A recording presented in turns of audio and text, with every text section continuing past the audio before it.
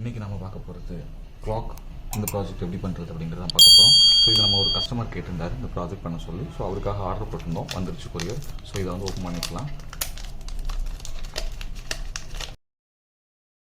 இது பார்த்திங்கன்னா பேட்டரி வந்து பார்த்திங்கன்னா CTR 2032 அப்படின்னு சொல்லுவோம். ஸோ இந்த வந்து காயின் பேட்டரி யூஸ் பண்ணணும். 20 அப்படிங்கிறது பார்த்திங்கன்னா டயமீட்டர் 20 mm டயமீட்டர் இருக்கும், 3.2 mm திக்னஸ் இருக்கும். ஸோ இந்த பேட்டரி தான் நீங்கள் யூஸ் பண்ணணும். ஓகே, ஸோ நமக்கு இங்கே வந்து 6 பின் கொடுத்துருப்பாங்க. வெறும் கிளாக் பண்ணுறதுக்கு பார்த்திங்கன்னா நமக்கு 4 பின் போதும். ஸோ VCC, SDA, SCL, அதாவது பார்த்திங்கன்னா I2C LCDயில் இருந்த மாதிரி இந்த 4 பின்னை நம்ம யூஸ் பண்ணாலே கிளாக் ப்ராஜெக்ட் நம்மளால் பண்ண முடியும். ஸோ இந்த காயினை இப்போ போட்டுடலாம்.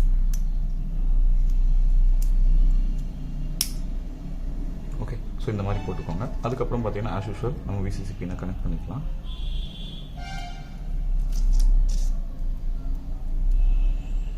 SDA பின் பார்த்தீங்கன்னா எப்போவுமே யூனோ போர்டில் A4 தான் கனெக்ட் பண்ணும். SCL பின் பார்த்தீங்கன்னா A5 கனெக்ட் பண்ணும். ஸோ இந்த ஆர்டர் எப்பவுமே மாற்றக்கூடாது. யூனோவாக இருந்தாலும் சரி, நேனாக இருந்தாலும் சரி, இந்த கான்ஃபிகரேஷன் தான்.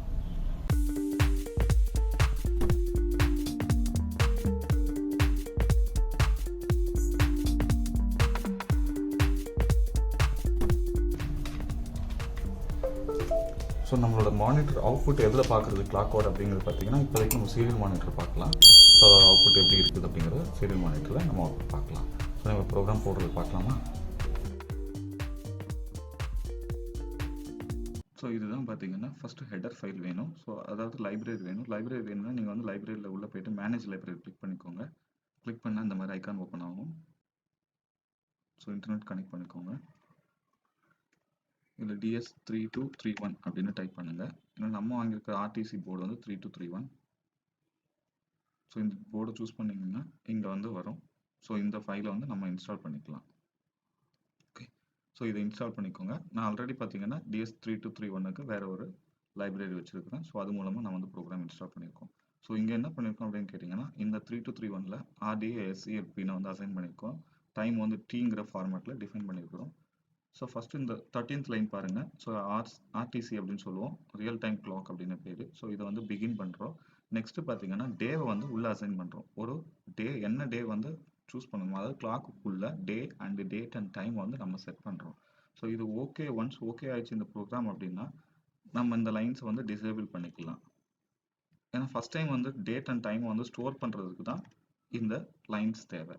அப்படி இல்லை அப்படின்னா இந்த லைன்ஸை வந்து நம்ம வந்து டெலிட் பண்ணிடலாம். ஸோ இப்போ வந்து நான் உங்களுக்கு ஸ்டோர் பண்ணுறது எப்படின்னு காட்டுறேன். ஒன்ஸ் ஸ்டோர் பண்ணிட்டீங்கன்னா இந்த காயின் செல் இருக்கிறனால என்ன ஆகும் அப்படின்னு கேட்டிங்கன்னா நம்மளோட கிளாக் டைம் வந்து பார்த்தீங்கன்னா 2 years ஆனால் கூட அந்த டைம் வந்து உள்ள ஸ்டோர் ஆகி தான் இருக்கும். இந்த காரணத்துக்கு கொண்டு டெலிட் ஆகாது. ஸோ நம்ம லூப்பில் என்ன ப்ரோக்ராம் எழுதியிருக்கோம் அப்படின்னு கேட்டிங்கன்னா RTC.getDow.str அப்படின்னு சொன்னால் என்ன அப்படின்னு கேட்டிங்கன்னா அந்த டேவை வந்து பிரிண்ட் பண்ண போகிறோம். சேம் திங் டேட் STR அப்படின்னா நெக்ஸ்ட் டேட்டை வந்து பிரிண்ட் பண்ண போகிறோம். அகைன் டைமை பிரிண்ட் பண்ண போகிறோம் 1 செகண்ட் டிலே. ஸோ இதனால் என்ன ஆகும்னா சீரியல் மானிட்டரில் வந்து கண்டினியூஸாக டைம் வந்து வித் செகண்ட்ஸோட அது டிஸ்பிளே ஆகிட்டே இருக்கும். ஸோ இந்த ப்ரோக்ராம் தான் இப்போ நம்ம அப்லோட் பண்ண போகிறோம். அப்லோட் பட்டன் கிளிக் பண்ணலாம்.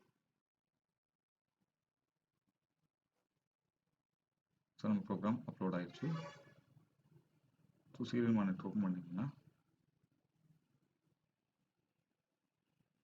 ஸோ இங்கே பாருங்கள் டைம் வந்து டேட்டு டைம் எல்லாமே டிஸ்பிளே ஆகுது. ஒரு செகண்ட் அடுத்தும் நம்மளோட கிளாக் வந்து வந்துக்கிட்டே இருக்குது.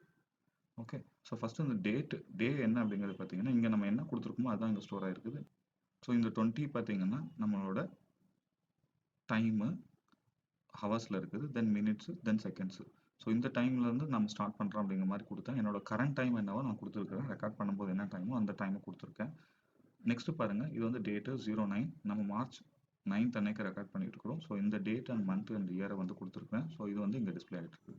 உங்களுக்கு ஒன்ஸ் நீங்கள் அந்த ப்ரோக்ராம் லோட் பண்ணிட்டீங்க அப்படின்னா இதை ஃபுல்லாக டிசேபிள் பண்ணிக்கலாம்.